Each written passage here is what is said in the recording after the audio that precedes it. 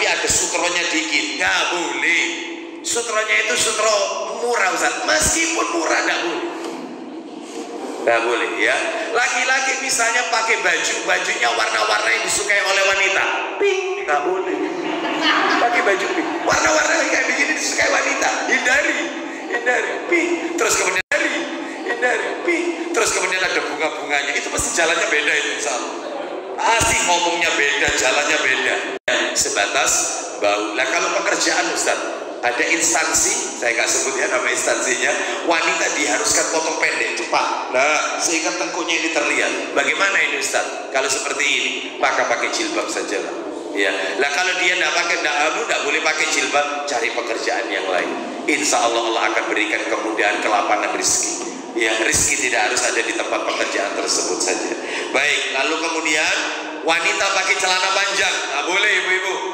Ustaz, celana panjangnya ini kulot kan lebar, tetap nggak boleh. Kenapa? Karena masih membentuk lekukan tubuh wanita itu. Lah terus kalau misalnya sudah terlanjur, silakan boleh pakai kulot tapi ditutup abaya lagi sampai bawah. Yang mau doa gak gawe Ustaz itu. Ya, itu. Tapi lihat wanita di luar banyak. Ada nggak yang pakai legging? Banyak. Pakai celana strip yang ketat, panjang, celana panjang atau levis, ya. Seperti itu, maka yang seperti ini haram hukumnya, nggak boleh ya. Pakai yang benar itu adalah yaitu lebar ya, tidak. Subhanallahi hina tumsuna wa hina tusbihun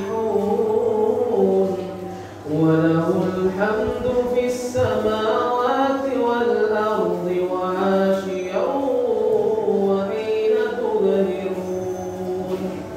Yukhrijul hayya minal mayyiti wa yukhrijul mayyita minal hayy wa yuhyil arda ba'da mawtiha wa kadzalika tukhrajun. Wa min ayatihi an khalaqakum min turab thumma idza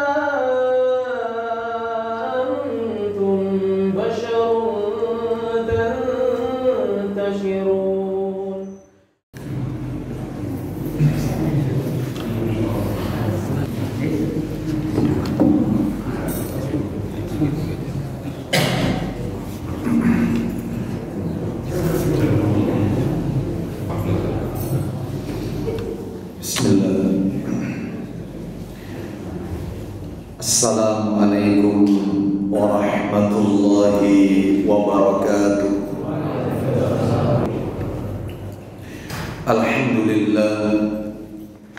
Alhamdulillahi hamdan katsiran tayyiban mubarakan fi kama yuhibbu rabbuna wa yarda.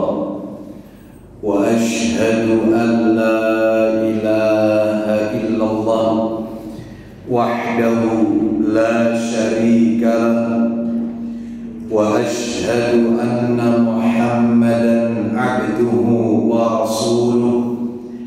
Ya ayyuhalladzina amanu taqullaha haqqa tuqatih wa la tamutunna illa wa antum muslimun.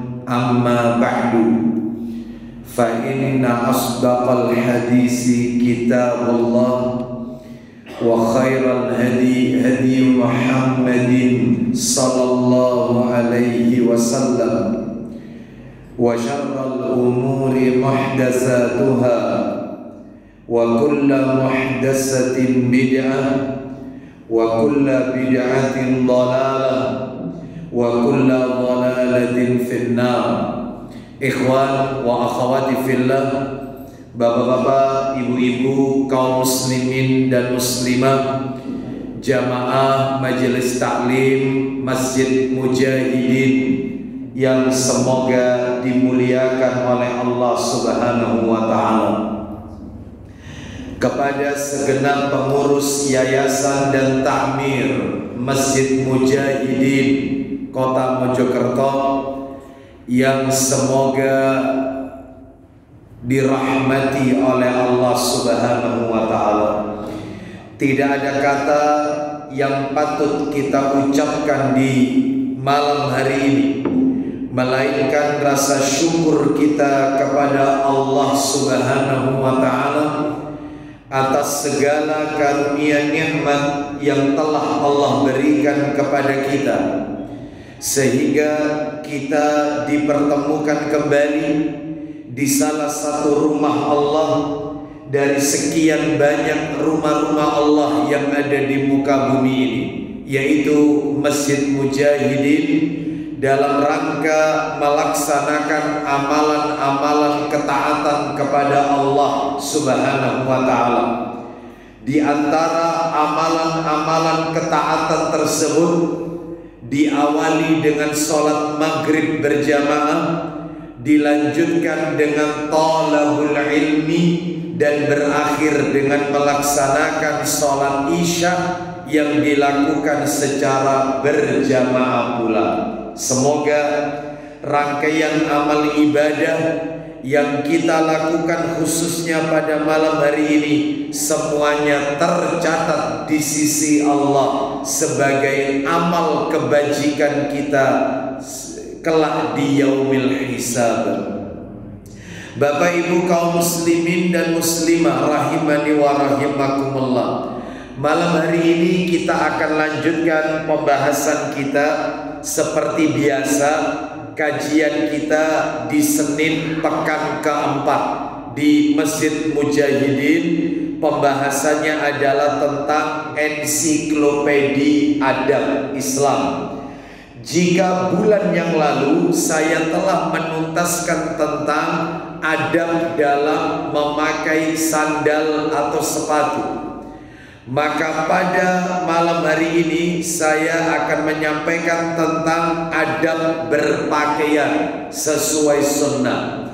Sunnah dalam berpakaian. Baik, Bapak Ibu kaum muslimin dan muslimah rahimani wa rahimakumullah, sebelum kami menyampaikan materi ini lebih jauh, maka sebagai kata pengantar atau mukaddimah, saya ingin mengingatkan kepada diri saya dan kepada Bapak Ibu sekalian bahwa salah satu fenomena yang mau tidak mau, diakui ataupun tidak, banyak, bahkan mayoritas kaum muslimin dewasa ini lebih gandrung dan bangga dengan budaya barat. Mereka lupa dengan ajaran Islam yang telah disampaikan oleh Rasulullah sallallahu alaihi wasallam. Salah satu contohnya adalah dalam berpakaian dan berhias.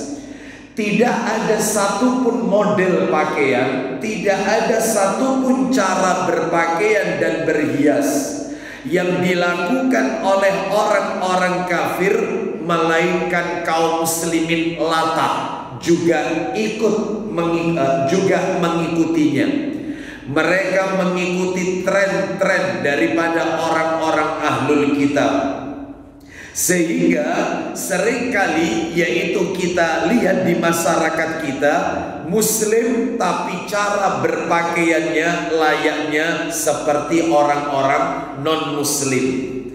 Makanya Bapak Ibu sekalian, Allah Subhanahu wa Ta'ala mengingatkan kepada kita di dalam Al-Quranul Karim, tepatnya di surat Al-Baqarah, ayatnya ayat yang ke-120.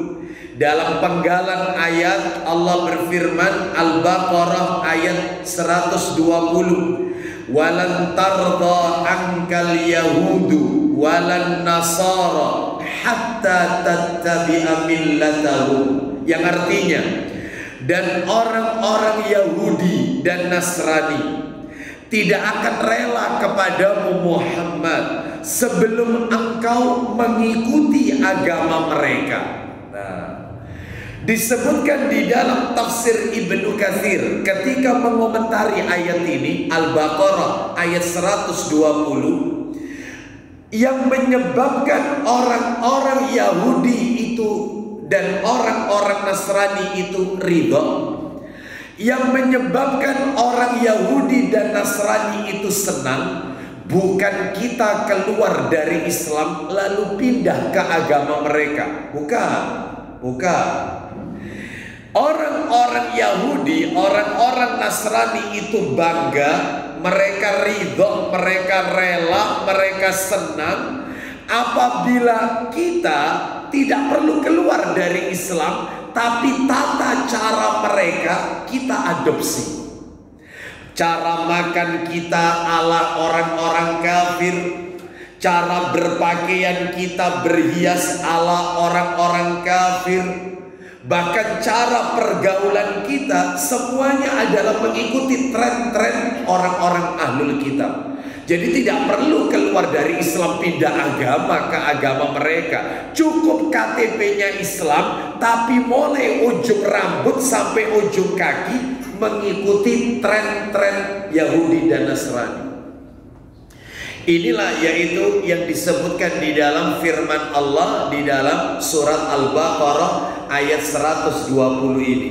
Oleh karena itu, maka mari kita kembali kepada ajaran Rasul sallallahu alaihi wasallam, karena tidak ada pemberi contoh terbaik di muka bumi ini kecuali Rasulullah sallallahu alaihi wasallam. 14 abad yang silam Nabi selalu mengingatkan dalam setiap khutbahnya. Apa kata Nabi? Fa inna asdaqal hadisi kitabullah wa khairal hadi hadi Muhammadin sallallahu alaihi wasallam. Sebenar-benar perkataan adalah perkataan Allah di dalam kitabullah Al-Quran, dan sebaik-baik petunjuk adalah petunjuk Nabi Muhammad sallallahu alaihi wasallam. Maka tidak ada pemberi contoh terbaik di muka bumi ini kecuali Nabi sallallahu alaihi wasallam. Allah berfirman, laqad kana lakum fi rasulillahi uswatun hasanah. Sungguh telah ada pada diri Rasulullah itu pemberi suri tauladan yang terbaik. Maka mari kita kembali kepada ajaran Rasul sallallahu alaihi wasallam. Bahkan Bapak Ibu sekalian, ketika Nabi menjelaskan tentang umatku akan terpecah menjadi 73 golongan, yang 72 golongan masuk neraka, yang 1 golongan masuk ke dalam surga, itu riwayatnya Tirmidzi. Maka para sahabat bertanya, siapakah 1 golongan yang selamat itu?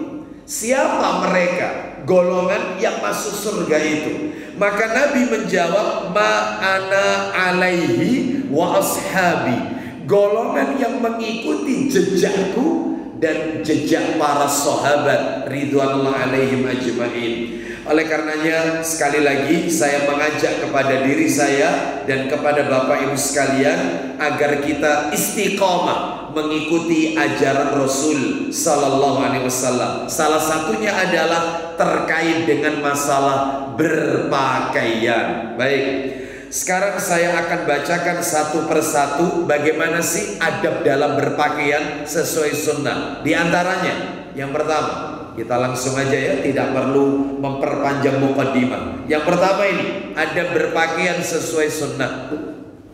Yang pertama, niatkan ketika berpakaian ikhlas karena Allah dan hanya mengikuti sunnah Nabi sallallahu alaihi wasallam. Jadi ketika kita memakai pakaian, niatkan dalam hati, saya memakai pakaian ini ikhlas karena Allah, tidak ingin mendapatkan pujian, tidak ingin mendapatkan apresiasi atau mungkin sanjungan orang, ikhlas karena Allah. Dan niatkan ketika berpakaian mengikuti sunnah Nabi sallallahu alaihi wasallam, ya. Atau bisa lagi ditambah, niatkan ketika kita memakai baju itu dalam rangka mensyukuri nikmat Allah yang telah Allah berikan kepada kita. Seperti itu. Bahwasanya pakaian ini adalah bagian daripada rizki. Jadi Bapak Ibu sekalian, rizki ini tidak selalu identik harta. Rizki itu tidak identik uang. Ternyata kata para alim ulama, rizki itu yaitu tidak identik dengan harta, tetapi rizki itu adalah sehat, itu rizki. Lalu kemudian dimudahkan, yaitu kita beribadah kepada Allah, itu rizki dari Allah. Kita bisa melihat, bisa mendengar, Allah berikan kita alat indera, ini juga rizki. Bahkan pakaian itu rizki, punya pasangan hidup soleh soleha itu rizki, punya anak keturunan laki perempuan soleh soleha itu juga rizki, ya. Memiliki tempat tinggal itu juga rizki, dan seterusnya, ya. Jadi maka niatkan dalam rangka mensyukuri nikmat Allah. Apa kata Allah dalam Al-Quran? Wa amma bi ni'mati rabbika fahaddis. Dan terhadap nikmat Rabbmu maka tunjukkanlah. Jadi kalau kita dikasih rezeki oleh Allah, tunjukkan nikmat Allah itu. Dengan apa? Ya membeli pakaian yang bagus. Sekalipun bagus itu tidak identik mahal. Tidak. Ya, baik, kita lanjutkan. Jadi nomor satu, niatkan ketika berpakaian ikhlas karena Allah. Kenapa? Karena Nabi Sallallahu Alaihi Wasallam bersabda dalam hadis riwayat Bukhari, Muslim, Abu Dawud, Tirmidzi dan An-Nasai. Tolong dibuka. Oh, kitabnya tidak saya bawa. Sahih Targhib wa Tarhib jilid 1, yang saya bawa jilid 4. Nggak apa-apa, nanti itu memang kebanyakan yang kita baca yang di jilid 4 soalnya. Di jilid 1 ini hadis nomor 10, dan saya yakin Bapak Ibu hafal. Karena hadis yang akan kami bacakan ini adalah hadis yang termaktub di dalam kitab Arba'in An-Nawawi nomor 1. Jadi Bapak Ibu yang sering ngaji kitab Arba'in An-Nawawi, kan isinya ada 42 hadis. Itu yang nomor 1. Bunyinya begini. Dari Umar bin Khattab radhiyallahu anhu, dia berkata, Nabi sallallahu alaihi wasallam bersabda, innamal a'malu bin niyat. Insyaallah hafal semua.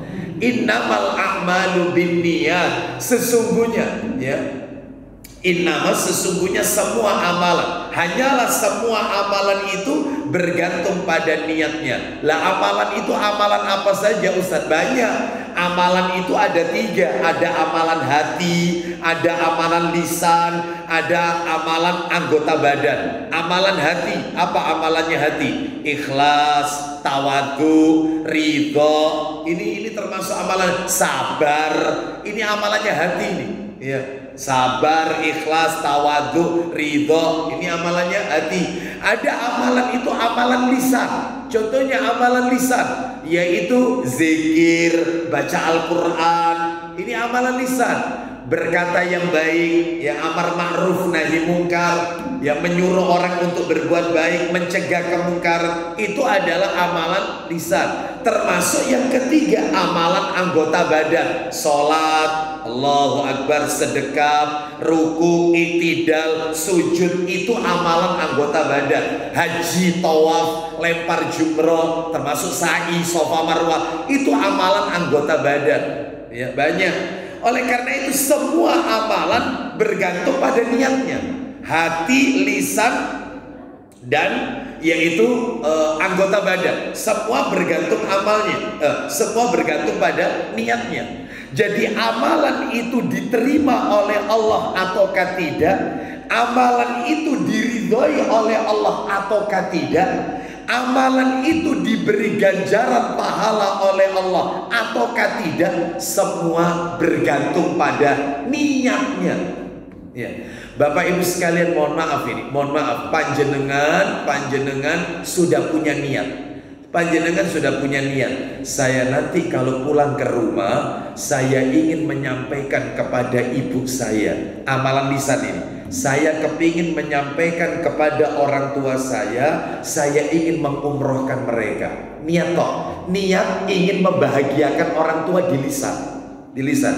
Anda sudah dapat pahala itu, padahal belum Anda sampaikan. Begitu sampai di rumah Anda sampaikan, Bu, Pak, dungakno ya, insya Allah umroh tahun depan wis dibuka, panjenengan tak umrohno. Oh, senang orang tua, Anda dapat lagi pahala.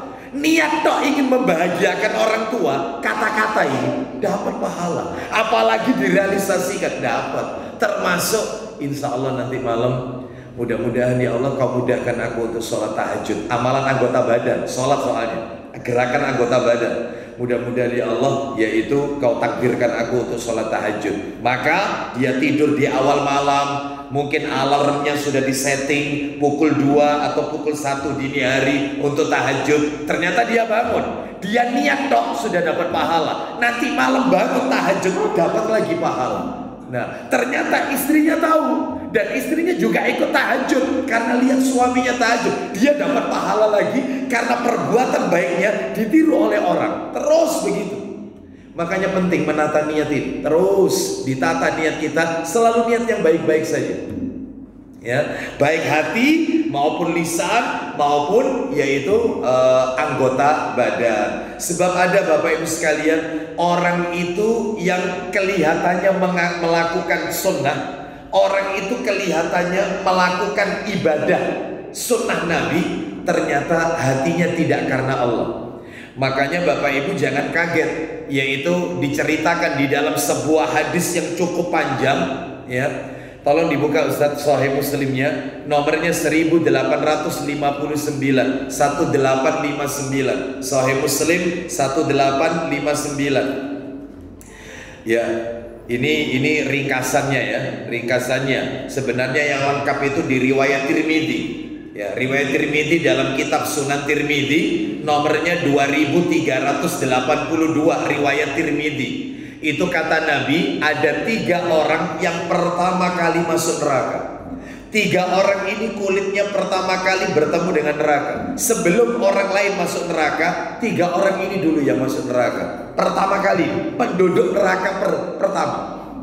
Siapa ini? Peserta neraka pertama, 3 orang ini. Siapa mereka? 1, orang yang mati syahid. 2, qori, ahli baca Quran, termasuk ustaz yang suka nyampaikan ilmu agama. Orang kedua ini.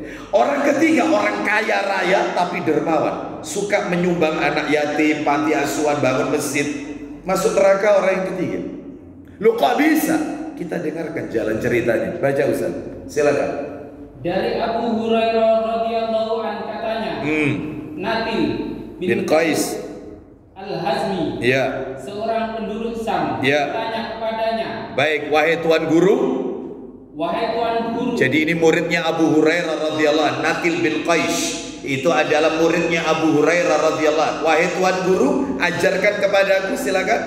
Ajarkan kepada kami hadis yang Anda dengar dari Rasulullah sallallahu alaihi wasallam. Lanjut, apa kata Abu Hurairah sang guru radhiyallahu anhu? Jawab Abu Hurairah, baik, aku mendengar Rasulullah sallallahu alaihi wasallam bersabda. Apa isi sabdanya? Orang yang pertama-tama diadili kelak di hari kiamat. Siapa itu Ustaz? Ialah orang mati syahid. Orang mati syahid pertama diadili oleh Allah di hari kiamat. Terus orang itu dihadapkan ke pengadilan. Lanjut. Lalu dia diingatkan kepadanya nikmat-nikmat yang telah diperolehnya. Nah, terus kemudian maka dia mengakuinya. Lanjut. Tanya, apa kata Allah kepada orang yang mati syahid itu? Apakah yang engkau perbuat dengan nikmat itu? Loh Ustaz, Allah kok bertanya Ustaz? Padahal kan katanya Allah itu maha tahu. Allah hendak menguji kejujuran hamba tersebut. Allah tanya, yang kau lakukan semasa hidup di dunia apa? Apa yang kau lakukan? Maka orang yang mati syahid ini jawab dia, aku di dunia ini berperang membela agamamu ya Allah, dan aku tewas mati syahid. Katanya Allah, kadzabta, dusta kamu. Loh lihat, Allah kepingin uji kejujurannya, ternyata bojo, dusta kamu. Lanjut Ustaz.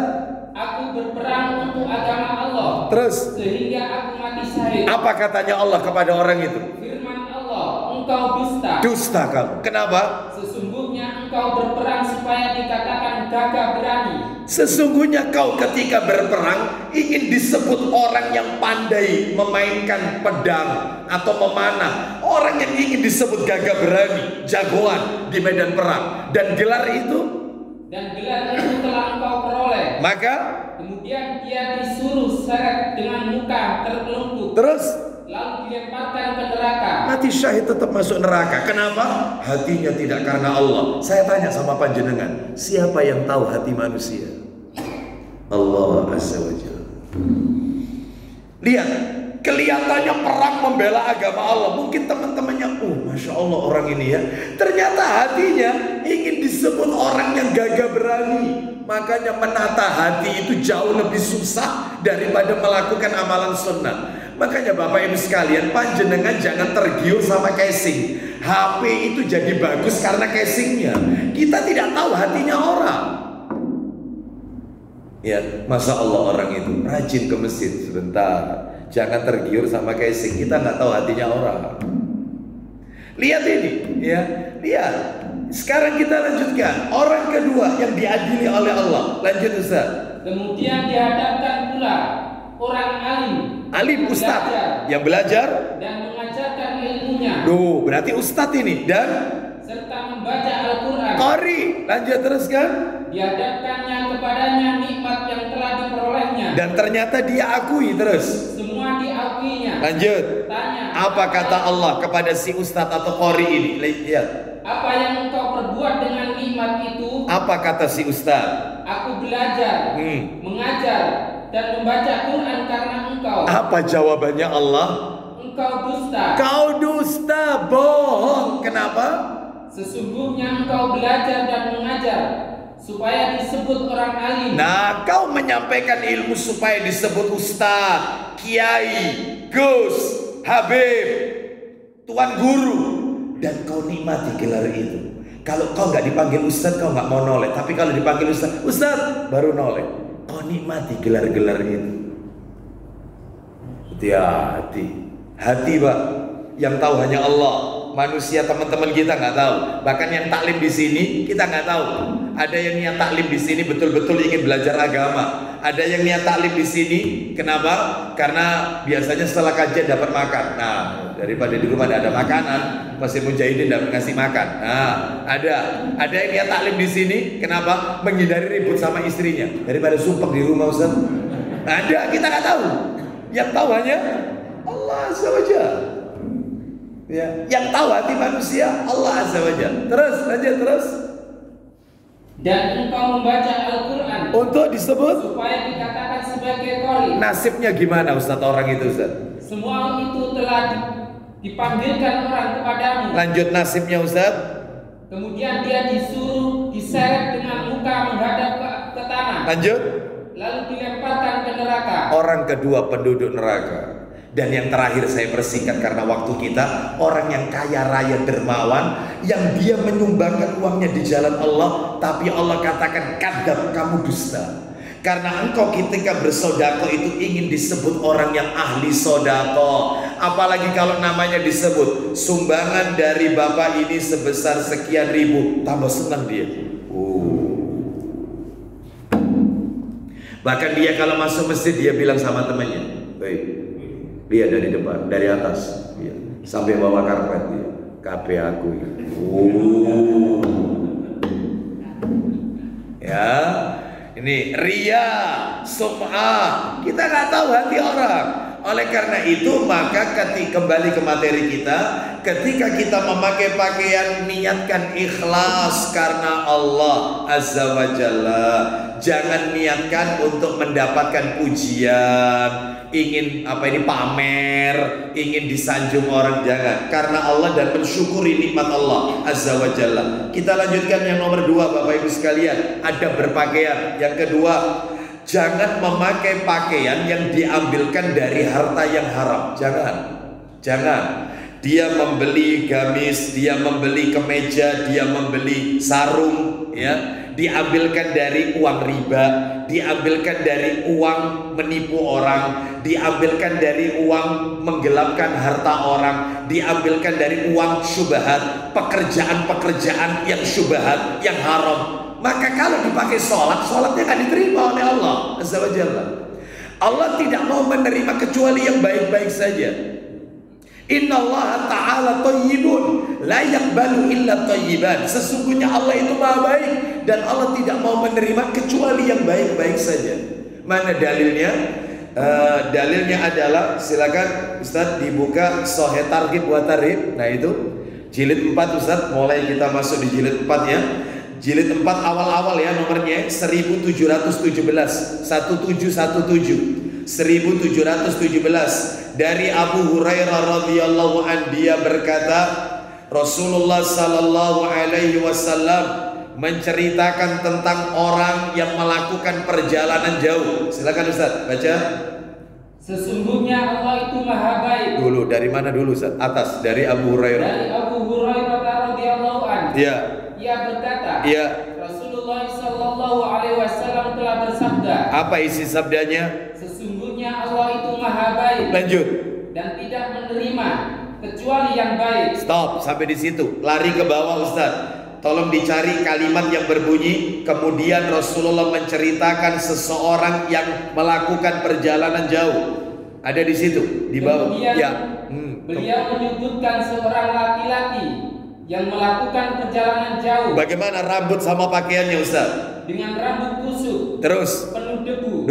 Jadi dia laki-laki ini melakukan perjalanan jauh. Jadi Rasulullah menceritakan ini. Ada laki-laki melakukan perjalanan jauh sampai rambutnya kusut masai berdebu. Terus lanjut. Sambil mengangkat kedua tangannya ke atas. Lalu mengatakan, Ya Rabbi. Terus. Ya Rabbi. Terus. Sedangkan Stop. Sampai situ. Bapak Ibu sekalian, laki-laki ini mengangkat kedua tangannya dalam berdoa. Ya. Terus selain mengangkat kedua tangan, dia mengatakan ya Rabb, ya Rabb, wahai Allah, wahai Allah. Kenapa saya perlu tekankan ini? Bapak Ibu, maaf, saya potong dulu hadisnya. Disebutkan di dalam hadis Abu Dawud, dalam kitab Sunan Abu Dawud. Merinding saya kalau membaca hadis ini. Kata Nabi sallallahu alaihi wasallam, Allah itu malu. Allah itu malu. Allah itu malu kepada seorang hamba yang ketika dia berdoa dengan mengangkat kedua tangannya, sedangkan Allah biarkan dia dengan tangan hampa. Artinya begini, Allah itu malu kalau tidak mengabulkan doanya orang itu karena dia sudah mengangkat tangan. Berarti kalau begitu Ustadz, kesimpulannya salah satu ciri doa itu mustajab itu sambil mengangkat tangan. Iya.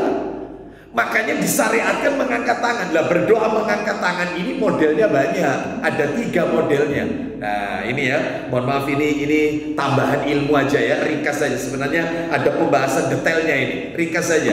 Ada tata cara mengangkat tangan yang pertama itu adalah dengan mengacungkan satu jari telunjuk. Dan ini dilakukan kalau khutbah Jumat. Khatib Jumat mengakhiri khutbah, Allahumma gfir lil muslimina wal muslimat wal mu'minina wal mu'minat al ahya'i minhum wal amwat innaka samiun. Mengangkat satu jari begini, satu jari telunjuk. Nah itu. Jadi kalau ada khatib Jumat, maaf, lalu dia menutup khutbah dengan mengangkat kedua tangan seperti ini, maaf, nggak ada tuntunannya dari Nabi. Nggak ada tuntunannya. Satu jari begini menutup khutbah.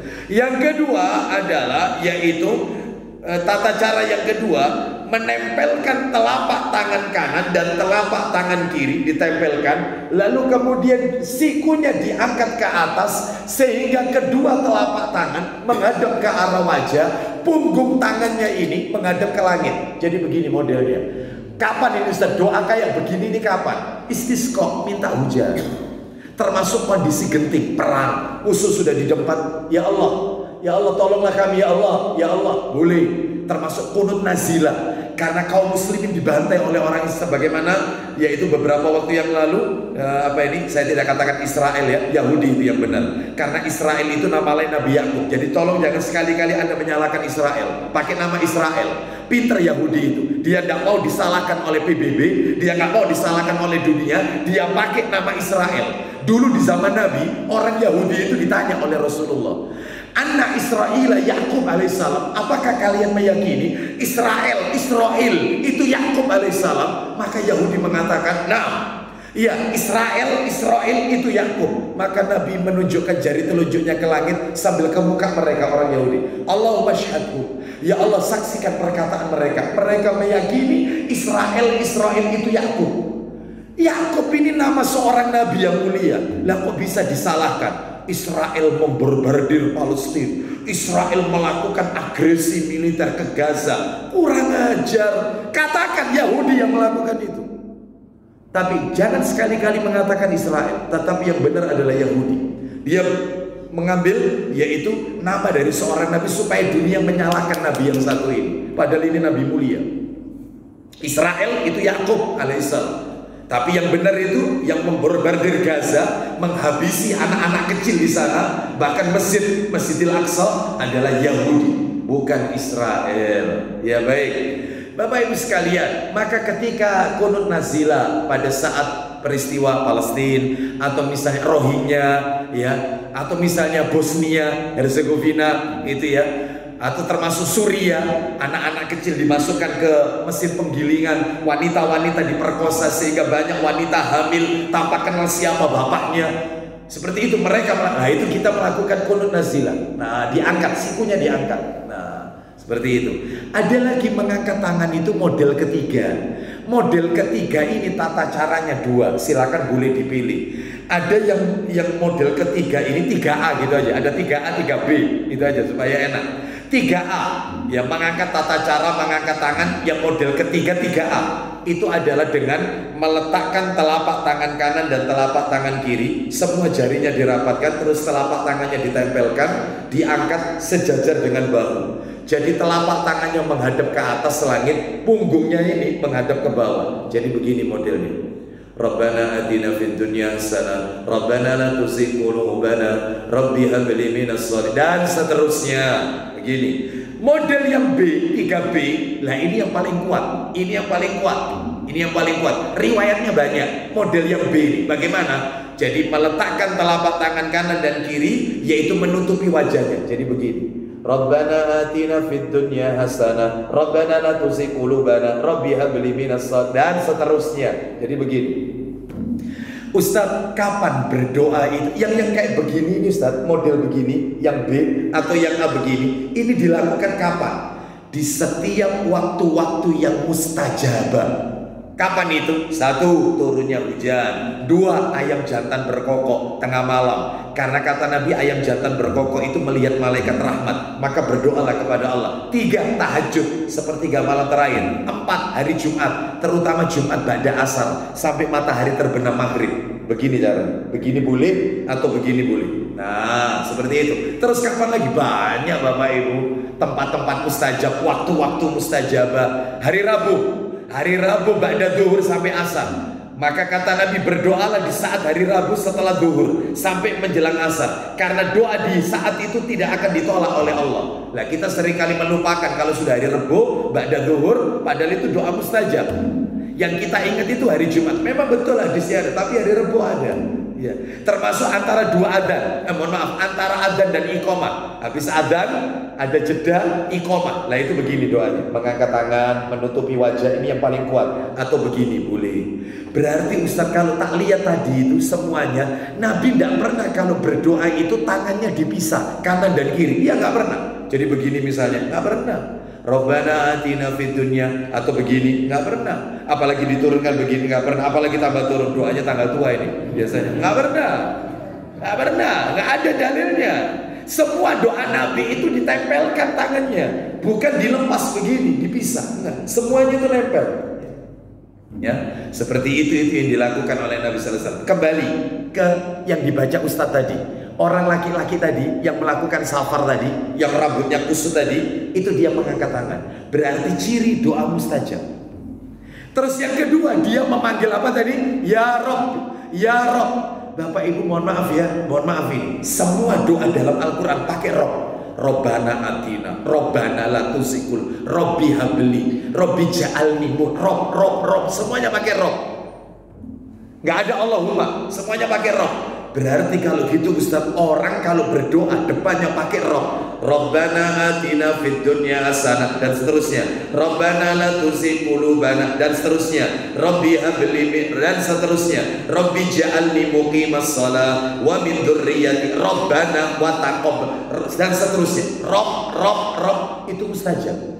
Dan laki-laki itu sudah memenuhi syarat, sudah ngangkat tangan, sudah pakai Rob, mustajab. Tapi tetap tidak diterima doanya, ditolak. Kenapa? Baca Ustaz. Sedangkan makanannya haram. Nah, dia suka mengkonsumsi makanan yang haram. Haram zatnya, babi, makanan haram. Atau haram sifat. Apa haram sifat? Dia bekerja di sebuah perusahaan atau pekerjaan-pekerjaan yang syubhat. Seperti itu. Ya, enggak Ustaz, dia kerjanya notaris Ustaz. Masa notaris tidak boleh? Saya mau tanya, kerja notaris iya, ngikat perjanjian di bank tidak? La fidusia itu ikatan perjanjian. Banknya bank apa? Bank riba kan? Diikat kan ikatan perjanjiannya. Ya iya Ustaz, selesai kena. Satpamnya kena. Pekerjaannya harus halal, maka doanya baru diterima. Jadi haram ini ada dua, ada haram zatnya sama haram pekerjaannya, sifatnya. Ustadz, air putih kan halal, halal ini, tapi beli air putihnya dari uang riba tetap haram, meskipun air putih nggak boleh diminum.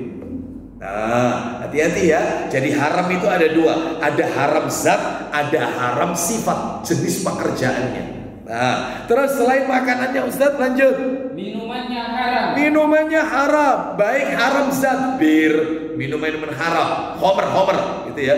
Homer dulu di zaman Nabi homer, zaman sekarang namanya semua dirubah, padahal intinya ya homer. Atau bisa jadi pekerjaannya dari pekerjaan yang syubhat ya. Maka ini tidak boleh. Ustadz, anak ini punya supermarket. Ada yang bilang begitu kemarin. Supermarket Ustadz. Lah terus supermarket anak ini Ustaz, kalau terutama momen-momen tertentu, hari raya Cina, Gongchi Facoy, terus Natal, tahun baru, ya anak jual pernak-perniknya mereka Ustaz. Kalau hari raya Cina, lampion-lampion tak jual, laku keras Ustaz. Kalau Natal saya jual pohon cemara Ustaz. Iya, ya apa Ustaz? Tetap haram. Karena Anda memfasilitasi agama mereka, nggak boleh. Lah terus Ustaz, karyawan itu yang di merchant itu, di mall-mall itu sudah jilbaban, di atasnya topi sinterklas. Loh, ada nggak yang kayak begini? Sudah jilbaban, topi sinterklas. Bagaimana rezeki? Nggak boleh. Dia telah mencampur adukan antara yang hak sama yang batil. Ustaz, Indomaret Ustaz, Indomaret itu jual bir Ustaz, ya apa? Terus gajinya karyawan ya apa? Sama. Karena dia digaji dari hasil penjualan itu. Selesai. Nggak boleh. Ya, nggak boleh. Hati-hati ya, hati-hati. Ya, hati-hati. Baik, Ustaz saya ini tukang Ustaz. Terus kemudian apa pertanyaan Anda tukang? Saya ini disuruh bangun gereja Ustaz. Ya nggak boleh lah. Tawanu alal birri wa taqwa, tolong menolong itu ya dalam kebaikan dan takwa. Saya developer Ustaz, pemborong. Saya disuruh gambar gereja. Boleh nggak boleh? Saya tanya, lah kalau jadi satpam gereja Ustaz, apa ini? Satpam pas Natalan Ustaz. Jaga gereja. Ya apa perlu dijawab kan? Nggak usah dijawab ya. Ada ya. Ya, jadi Bapak Ibu sekalian, kalau itu dari ulil amri, ya, bukan orang sipil, ulil amri nggak apa-apa. Yang nggak boleh itu orang sipil, ya. Baik, jadi seperti itu. Jadi dalam hal ini tolong dibedakan. Nah, minumannya. Terus nomor 3 apa Ustaz? Pakaiannya. Nah, pakaiannya haram, wa malbasu haram. No. Apa itu haram zatnya? Bisa jadi dia memakai baju atau ya pakaian diambilkan dari hewan-hewan yang haram dikonsumsi. Misalnya jaketnya dari kulit buaya, ya, ikat pinggangnya dari kulit ular misalnya. Lah ini kan hewan-hewan yang haram untuk dikonsumsi, maka tidak boleh dipakai. Atau misalnya diambilkan dari rezeki yang haram, nggak boleh. Terus selain pakaiannya Ustaz, wa hudiya bil haram, silakan. Dan dibesarkan dengan yang haram. Mulai kecil sama orang tuanya dikasih makan makanan haram, dikasih rezeki barang haram. Mulai kecil sampai besar. Maka kata Nabi, fa anna yustajabu lidzalik. Silakan. Maka bagaimana mungkin doanya akan dikabulkan karenanya? Gak mungkin doanya dikabulkan. Mulai makanan, minuman, pakaian, mulai kecil diberikan rezeki yang haram oleh orang tuanya. Makanya berat tugas orang tua ini memberikan rezeki kepada keluarga kita, ya terutama suami ya. Tentunya cari yang halal dan thayyibah. Ya, hati-hati. Baik, kita lanjutkan nomor 3 sekarang. Nomor 3, adab berpakaian. Nomor 3, bagi laki-laki tidak boleh memakai pakaian menyerupai wanita, nggak boleh. Dan bagi wanita tidak boleh berpakaian menyerupai laki-laki, nggak boleh. Mana dalilnya? Ayo dibuka Sahih Targhib wa Tarhibnya, nomornya 2068. Ani bin Abbas radhiyallahu anhu maqala la'ana Rasulullah sallallahu alaihi wasallam al-mutasyabbihina minar rijali bin nisa wal mutasyabbihati minan nisa'i bir rijal. Silakan. Dari Ibnu Abbas radhiyallahu an, ia menuturkan, Rasulullah sallallahu alaihi wasallam telah melaknat kaum laki-laki yang menyerupai kaum wanita. Loh, enggak boleh laki-laki menyerupai wanita jadi banci, enggak boleh dilaknat. Terus. Dan kaum wanita yang menyerupai kaum laki-laki jadi tomboy, ini nggak boleh. Contohnya apa? Dalam berpakaian, laki-laki nggak boleh menyerupai seperti wanita. Contohnya laki-laki menyerupai seperti wanita dalam berpakaian. Misalnya adalah yaitu laki-laki yaitu memakai pakaian gamis atau sarung atau celana itu menutupi sampai mata kaki, ini nggak boleh ya. Jadi harus ada di atas mata kaki ya. Ustadz ini pakaiannya kan selalu pakai gamis, kan kayak daster.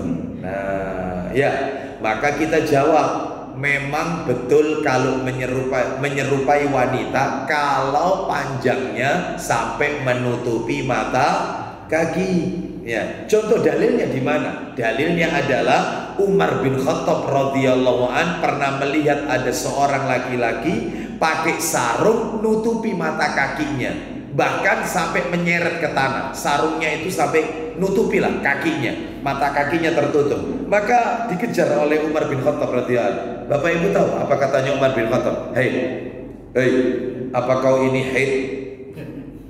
Apa kau ini haid? Maka tentunya orang ini berkata, aku laki-laki, mana mungkin aku ini haid? Aku ini laki-laki, mana mungkin aku ini haid seperti perempuan. Lalu kenapa sarungmu sampai menutupi mata kaki? Angkat. Akhirnya Umar bin Khattab mengambil gunting dan digunting sendiri sarungnya orang tersebut sampai terlihat yaitu benang-benang daripada sarung. Jadi disobek, habis digunting sedikit terus disobek oleh Umar bin Khattab. Keras memang Umar bin Khattab ini, keras. Bahkan kata Rasulullah SAW, ketika Umar bin Khattab masuk Islam umur 27 tahun, masuk Islamnya umur 27 tahun. Ibunya Umar bin Khattab itu kakak perempuannya Abu Jahal. Anda baru tahu kan? Kakak perempuannya Abu Jahal itu ibunya Umar bin Khattab. Lah, Bapak Ibu tahu ketika Nabi SAW itu berdoa, yaitu ya Allah berikan hidayah kepada salah satu dua orang umat, salah satu daripada dua orang umat. Karena di Mekah waktu itu hanya ada dua orang namanya Umar. Yang pertama Umar bin Khattab, yang kedua Umar bin Hisham. Siapa Umar bin Hisham? Ya Abu Jahal itu. Berarti iparnya Umar bin Khattab. Ipar, oh bukan ipar, bukan Pak apa ya? Pak D atau Pak Le lah, seperti itu. Wong ibunya itu kakak perempuannya Abu Jahal. Nah, ada dua orang Umar bin Khattab sama Umar bin Hisham. Kenapa kok Nabi sampai berdoa berikan hidayah salah satu dari dua orang Umar? Karena dua orang ini berpengaruh. Umar bin Khattab radhiyallahu an, yaitu orangnya itu disegani oleh orang, ditakuti oleh orang. Ya. Yang kedua Umar bin Hisham. Umar bin Hisham ini punya julukan Abul Hakam, bapaknya hakim. Andai kata sekarang gubernur lah Mekah ini, pemimpin bapaknya. Tapi Rasul bilang anta Abu Jahal, kau ini Abu Jahal, bapaknya orang bodoh. Ya kamu lah. Semua orang mengatakan bapak hakim, Rasul tak yang mengatakan Abu Jahal. Kenapa kok Nabi mengatakan Abu Jahal bapaknya orang bodoh? Karena dia sudah tahu pemberi rizki Allah, yang menghidupkan Allah, yang mematikan Allah. Bahkan dia tahu kalau Ka'bah itu yang punya Allah, Ka'bah itu miliknya Allah, tapi tetap nyembah berhala. Makanya Rasul bilang kau bapaknya orang bodoh, jahil. Nah Bapak Ibu sekalian, ternyata sama Allah ditakdirkan Umar bin Khattab yang masuk Islam. Sampai-sampai Nabi saking senengnya Umar bin Khattab masuk Islam, Nabi berdoa, Allahumma a'izzal Islam bi Umar bin Khattab. Ya Allah, muliakanlah Islam ini dengan masuknya Umar bin Khattab ke dalam Islam. Muliakan Islam ini. Dan ternyata betul, Umar bin Khattab masuk Islam, semuanya takut. Kenapa? Karena orang yang paling disegani masuk Islam. Bapak Ibu kalau tahu poster tingginya tinggi, posternya tinggi. Umar bin Khattab ini kulitnya putih, dadanya bidang, dan di jenggotnya ini yaitu sebagian berwarna kemerah-merahan karena diberikan pacar. seperti itu. Dan beliau ini kata Nabi kalau ketemu sama syaitan, syaitan cari jalan yang lain. Jadi kalau berpapasan dengan syaitan, Rasul mengatakan bahwasanya Umar bin Khattab ini kalau syaitan berpapasan ketemu sama Umar, syaitan ketemu sama Umar, dia nggak mau papasan sama, dia cari jalan yang lain. Ditakuti oleh syaitan. Kalau sama kita gimana syaitan itu? Koncopleng. Iya, ini sahib. Iya. Sahib. Ya, seperti itu. Wong kita sering digoda, wong sholat aja sering digoda syaitan. Ya. Umar bin Khattab itu ditakuti oleh syaitan. Ya, keras orangnya itu. Ya, baik.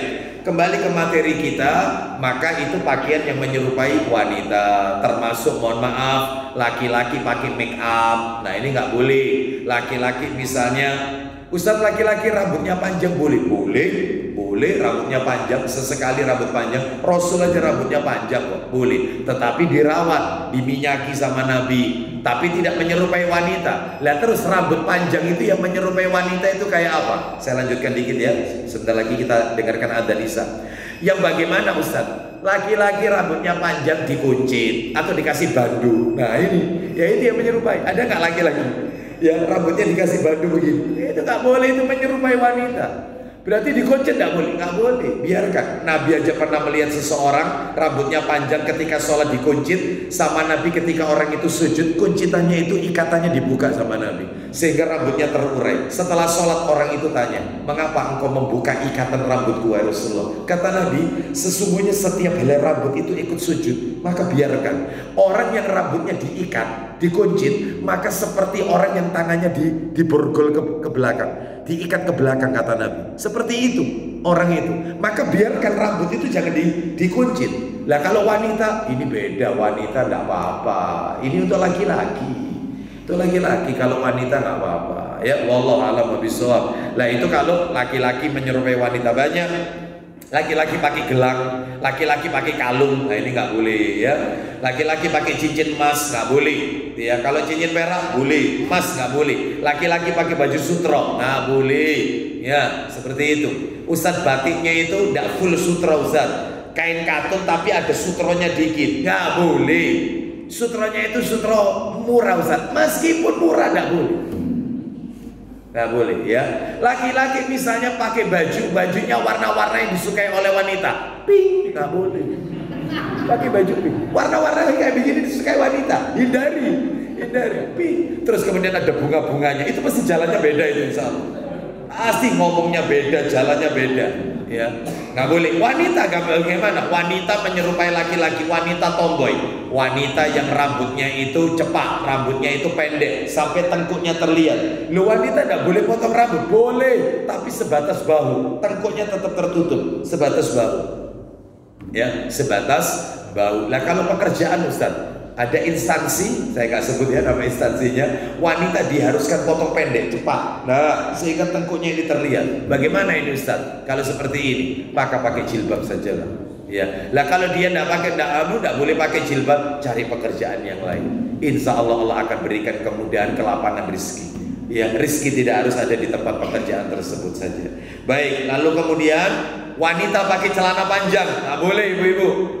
Ustadz celana panjangnya ini kulot kan lebar, tetap nggak boleh. Kenapa? Karena masih membentuk lekukan tubuh wanita itu. Lah terus kalau misalnya sudah terlanjur, silakan boleh pakai kulot tapi ditutup abaya lagi sampai bawah. Ya podoe gak ngawe Ustadz itu. Ya, itu. Tapi lihat wanita di luar banyak. Ada nggak yang pakai legging?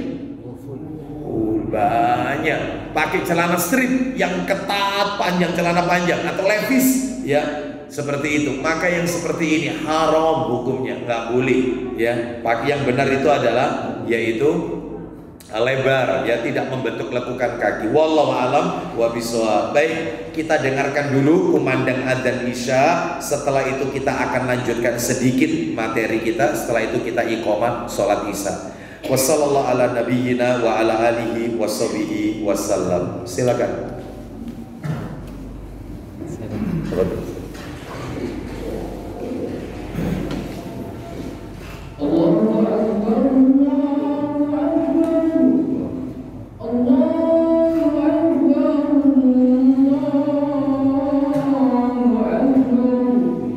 أشهد أن لا إله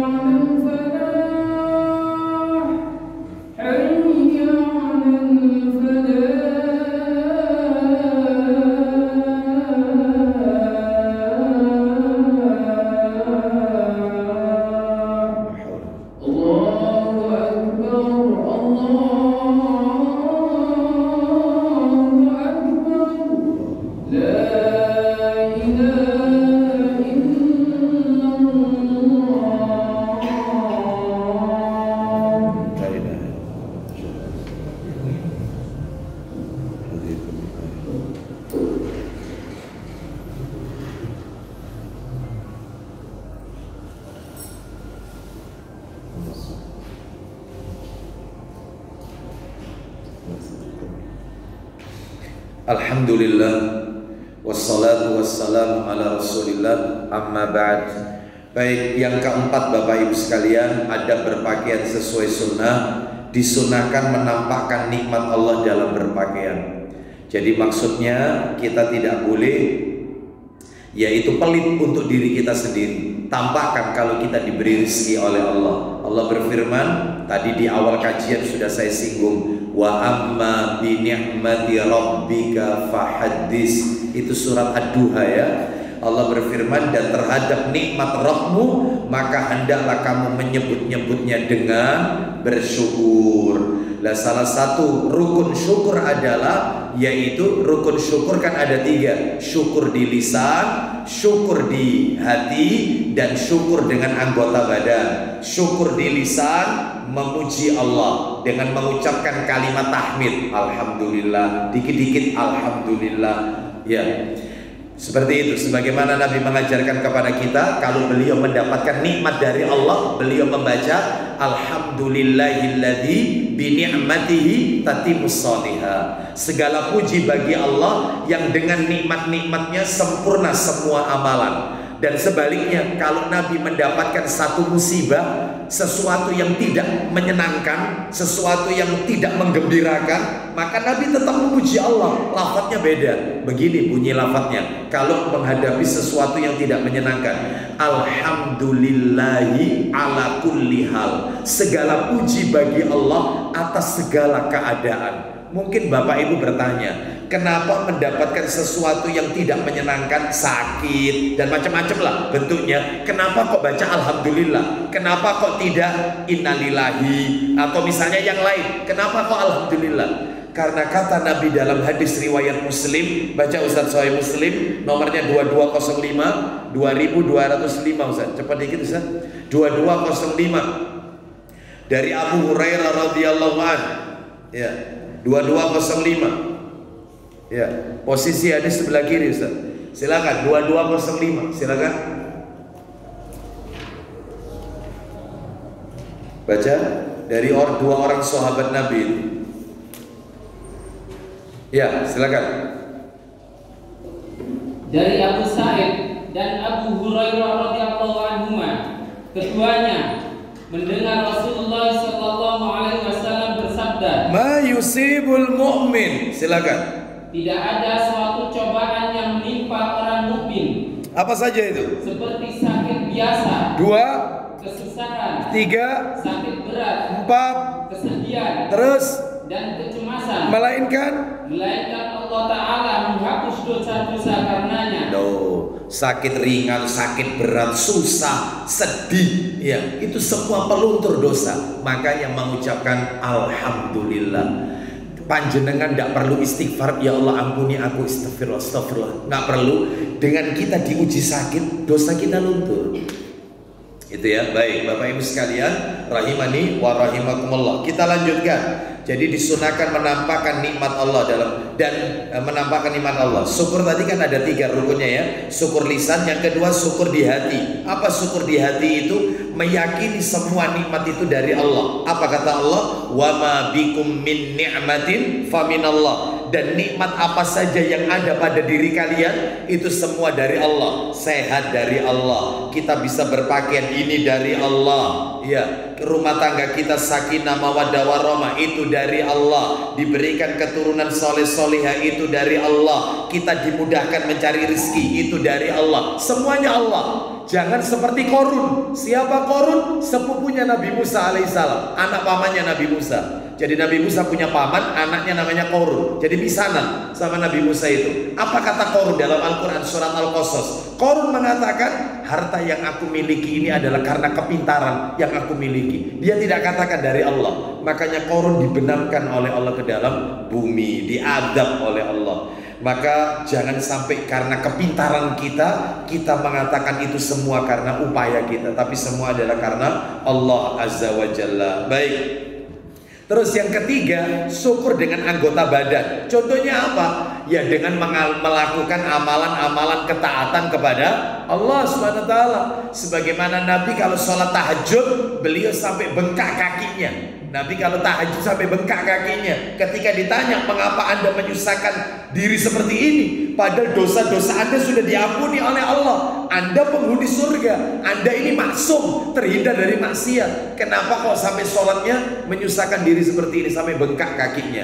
Maka kata Nabi, afala akunu abdan syakura. Apa aku tidak senang disebut Allah, hamba yang pandai bersyukur kepada Allah? Jadi maksudnya Bapak Ibu, semakin banyak fasilitas yang Allah berikan kepada kita, mestinya kita semakin dekat kepada Allah Azza wa Jalla. Sebab ada orang itu semakin dia dikasih banyak kenikmatan, tambah jauh dari Allah Azza wa Jalla. Tahajud ditinggalkan, ya, tapi begadang malam dibelain, nonton bola, Real Madrid melawan Persibaya misalnya, atau Barcelona melawan Deltras, kan gitu ya.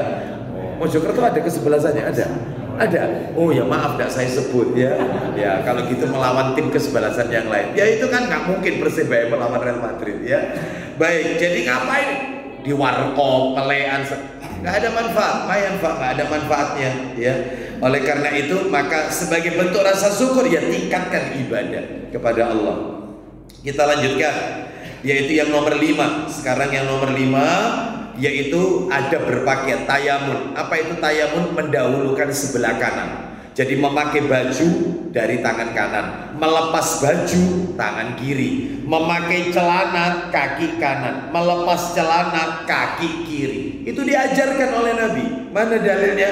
Ayo Ustaz dibuka Sahih Muslim nomornya 213. Buka Muslim 213. Nomor aslinya 268, nomor aslinya ya. Silakan baca. Ayo. Dari Aisyah radhiyallahu anha katanya, Rasulullah sallallahu alaihi wasallam lebih suka mendahulukan yang kanan dalam segala keadaan atau perbuatan. Nah, Nabi ini lebih suka. Katanya Aisyah radhiyallahu anhuma, kana Rasulullah sallallahu alaihi wasallam yahabbu tayammuna fi sya'nihi kullihi. Nabi itu menyukai mendahulukan yang kanan dalam segala hal. Contohnya apa saja? Seperti memakai terompah. Terus pakai sandal, bersisir dimulai dari rambut sebelah kanan. Terus berwudu dan mandi. Wudu ketika membasuh telapak tangan, atau misalnya ketika membasuh tangan, termasuk membasuh kaki pada saat wudu, itu kan dimulai yang kanan. Termasuk mandi janabat, mandi besar, termasuk memandikan jenazah, itu kan dimulai dari tubuhnya sebelah kanan dulu yang disiram, yang dimandikan, yang kanan dulu. Bahkan katanya Imam An-Nawawi rahimahullah, ini yang lengkap ini, dalam kitab Syarah Sahih Muslim, beliau mengatakan sunnah mendahulukan yang kanan itu misalnya memakai baju tangan kanan, memakai celana kaki kanan, pakai sandal sepatu kaki kanan, masuk masjid kaki kanan, bersiwak dimulai dari gigi sebelah kanan ketika gosoknya. Loh itu termasuk gosok gigi, dimulai gigi sebelah kanan. Terus bercelak, pakai celak. Nabi itu bercelak kalau mau tidur. Bahkan Nabi mengatakan bercelaklah kalian sebelum tidur, kalau mau tidur bercelak. Kenapa? Karena celak itu bisa menumbuhkan bulu mata dan menjernihkan pandangan mata. Jadi Bapak Ibu kalau kepingin lentik matanya itu bagus panjang, maka bercelak. Bapak-bapak bercelak kalau mau tidur. Tapi celaknya bukan yang dari pensil itu, bukan. Batu celak. Nah, celak ismit itu, batu celak. Ya, itu kalau kita pegang tangan kita sudah hitam, lah itu kita oleskan. Mau tidur, itu manfaat menjernihkan pandangan mata. Betul Bapak Ibu, anak saya itu minus. Betul itu. Saya betul-betul uji. Betul kebenaran hadis Nabi Sallallahu Alaihi Wasallam. Sudah gak usah ingkari. Semua obat yang ada di apotik, saya tidak ingin berdebat sama dokter ya, sama medis tidak. Tapi mohon maaf ini, harus kita akui jujur. Semua obat yang ada di apotik itu atau di rumah sakit itu hasil hipotesa, percobaan. Ini zat ini ketemu ini jadinya ini. Tetapi semua obat yang Allah sebutkan dalam Al-Quran dan hadis Nabi itu bukan hasil hipotesa, wahyu dari Allah. Jadi pasti benernya, pasti bener. Makanya harus yakin. Madu, habatus sauda ini semuanya ada dalam Quran dan hadis, termasuk delima. Ya, banyak loh buah-buah yang Allah sebutkan dalam Al-Quran itu bisa dijadikan obat. Delima itu ada. Untuk apa Ustaz? Loh untuk orang kena diabetes, bagus. seperti itu. Ya, kulitnya itu dikeringkan, ditumbuk, setelah kering ditumbuk, terus kemudian ditaruh, bagus. Semuanya kurma. Bayangkan, Maryam ketika hamil disuruh oleh Allah dalam surat Maryam menggoyang pohon kurma. Saya tanya, mana lebih besar, pohon kurma sama pohon kelapa? Kurma lah, diameternya lebih besar. Ini hamil, pohon kurma digoyang sampai berjatuhan. Dan Bapak Ibu kalau tahu ayatnya di surat Maryam, itu kurma yang berjatuhan itu yang digoyang oleh Maryam, rutob. Bahasa Arabnya itu rutob. Mahal memang rutob ini. Ternyata Allah menyuruh Maryam untuk mengkonsumsi rutob. Lahirlah Isa alaihissalam, lahir Nabi Isa. Katanya para dunia medis, makanya wanita itu kalau mau melahirkan disuruh memperbanyak makan kurma. Kenapa? Untuk mengurangi kontraksi otot sehingga dia tidak akan terasa sakit. Ya, lah sekarang tidak. Saya dengar katanya wanita kalau mau melahirkan itu suruh minum minyak kelapa. Saya cari minyak kelte itu tidak ada di Quran. Gak ada. Terus degan hijau gak ada dalam Quran. Yang ada itu adalah kurma. Bukan juwet loh ini ya, kurma. Bukan juwet. Kurma. Ya, buah tin. Pernah makan buah tin? Zaitun, tin. Itu semua manfaatnya besar. Itu wahyu dari Allah. Termasuk ini tadi, ya ini masalah celak tadi itu. Putri saya tak suruh, coba celak, pakai celak, berkurang, minusnya berkurang. Bayangkan, jadi awalnya itu kacamatanya berkurang, lu bukan nambah, malah berkurang. Bener, Shadaqah Rasulullah SAW. Bener kalau begitu. Ya, mohon maaf Ali bin Abi Thalib gusinya berdarah ya. Maka Ali bilang sama putrinya Fatimah, karena istrinya Ali bin Abi Thalib. Jadi Ali itu menantunya Nabi. Apakah kau punya sesuatu yang bisa cepat dibakar untuk jadi abu? Maka Fatimah mengambilkan tikar yang sudah kering, nggak kepake, dibakar oleh Fatimah jadi abu. Abunya diambil lalu ditutupkan di gusinya Ali. Maka berhenti pendarahan itu. Maka dunia medis membuktikan abu itu untuk menghentikan pendarahan. Saya praktekkan, betulin. Anak saya jatuh, lututnya berdarah.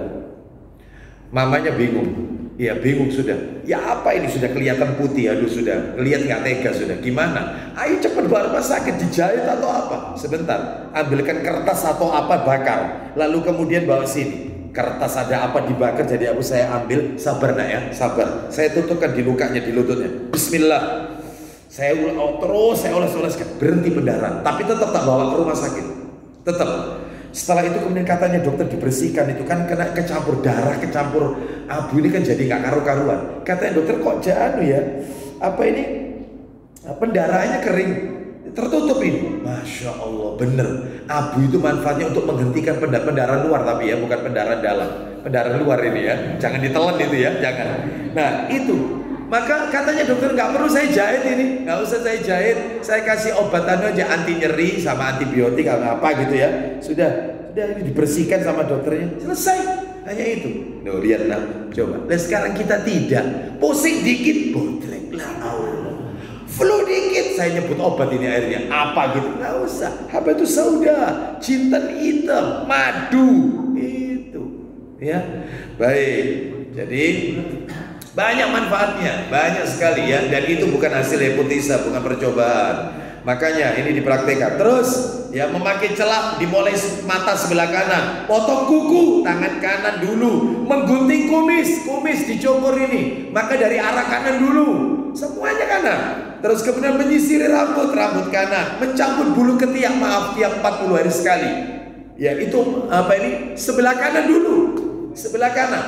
Ya, terus kemudian potong rambut, suruh tukang cukurnya dimulai rambut sebelah kanan, mengucapkan salam ketika selesai sholat, assalamualaikum warahmatullah, kanan dulu. Terus membasuh anggota wudhu kanan, keluar dari toilet, kamar mandi kaki kanan, makan minum tangan kanan, berjabatan tangan kanan, melambaikan tangan ke Hajar Aswad, memulai tawaf, bismillahi Allahu Akbar, tangan kanan, semuanya kanan.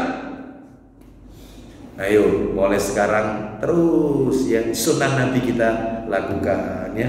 Makan uti-uti bagaimana, tangan apa? Uti-utinya, lomboknya di mana? Kiri. Ya, kanan masuk, kiri masuk. Lah terus gimana Ustaz? Gampang. Lomboknya ditaruh aja, dijepit ke sini, uti-utinya dipegang, uti-uti dimakan, lomboknya di mana? tetap kanan. Oti-oti dipegang, maka terus ini dia. Bisa. Ya, jadi tetap kanan. Wallahu a'lam bishawab. Saya cukupkan sampai di sini Bapak Ibu. Nanti insya Allah kalau kita dipertemukan ketemu lagi tahun depan ya, insya Allah, yaitu kita masuk di nomor 6 insya Allah. Ya, apa itu nomor 6? Nantikan kajian berikutnya saja. Ya, baik demikian. Ada yang mau bertanya? Ya, satu aja. Alhamdulillah para jamaah ini komunitas jamaah pendidikan pasar muslim secara online. Pasar muslim secara online. Ya. Baik. Tapi kadang-kadang kita COD-an di kajian begini, Ustaz. COD? Iya, terus transaksinya itu di dalam mesin? Enggak, Ustaz. Biasanya itu di parkiran. Parkiran? Ya. Terus batas-batasannya itu di mana saja tidak boleh. Baik. Nah, barakallahu fi. Jual beli di dalam masjid jelas tidak diperbolehkan. Batasan masjid adalah yaitu tempat di mana di situ dilakukan sujud. Contohnya, kalau misalnya tempat parkir itu juga dipakai untuk sholat, misalnya ketika sholat Jumat, jamak meluber itu juga dipakai, maka nggak boleh transaksi di parkiran. Tapi kalau itu murni di luar area masjid, artinya bukan sebagai tempat sujud, kalau dilakukan sholat Id atau misalnya sholat Jumat, ya maka dalam hal ini diperbolehkan. Seperti itu. Sekalipun itu di belakang, maka itu juga tidak diperbolehkan. Di teras masjid nggak boleh karena itu juga dipakai sebagai tempat sholat. Ya, jadi kalau di parkiran dipakai sholat nggak di sana? Enggak ya, enggak apa-apa. Boleh ya, COD. Enggak apa-apa COD. Yang enggak boleh itu adalah yaitu gratis ongkir.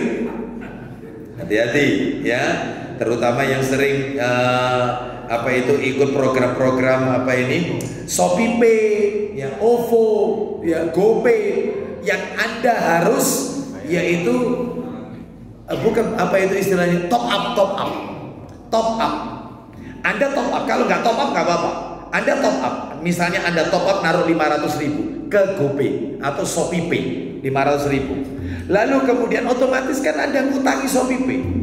Lalu kemudian Anda pesan apa kan nanti saldonya akan dikurangi. Kan begitu ya ceritanya kan. Maka itu riba. Kenapa? Kullu qardin jarra manfaatin fahuwa riba.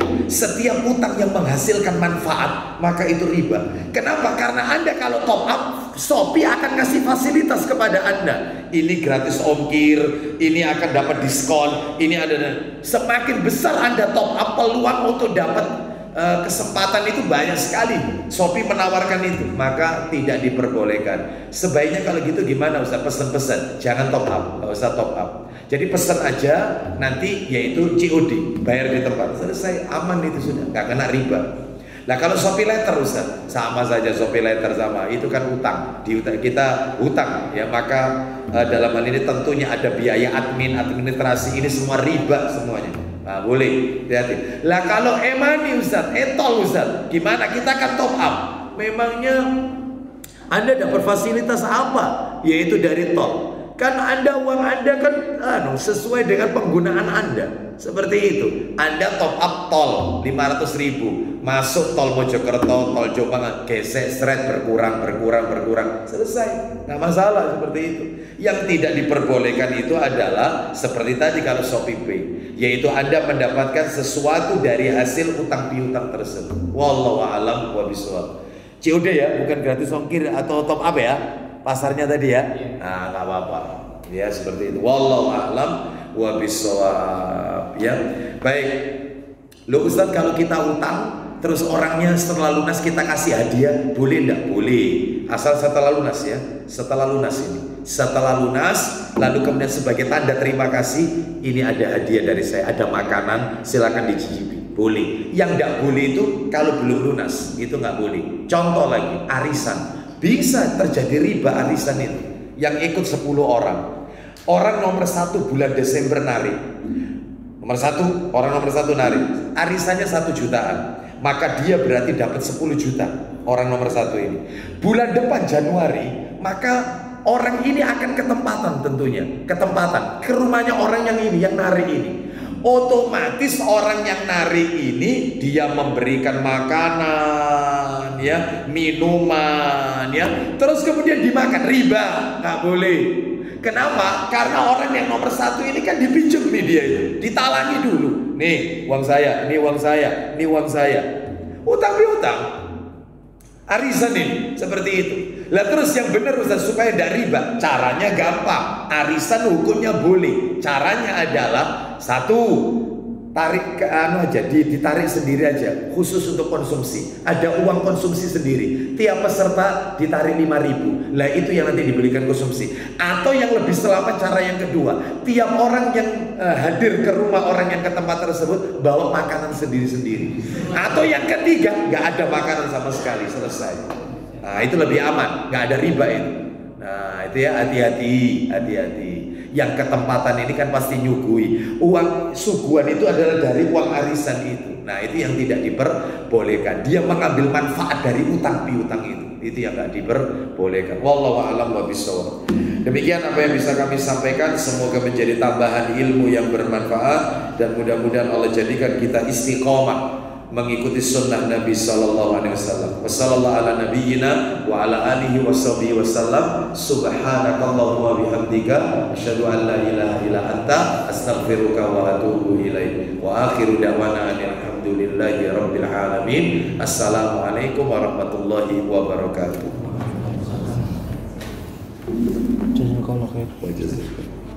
Silakan.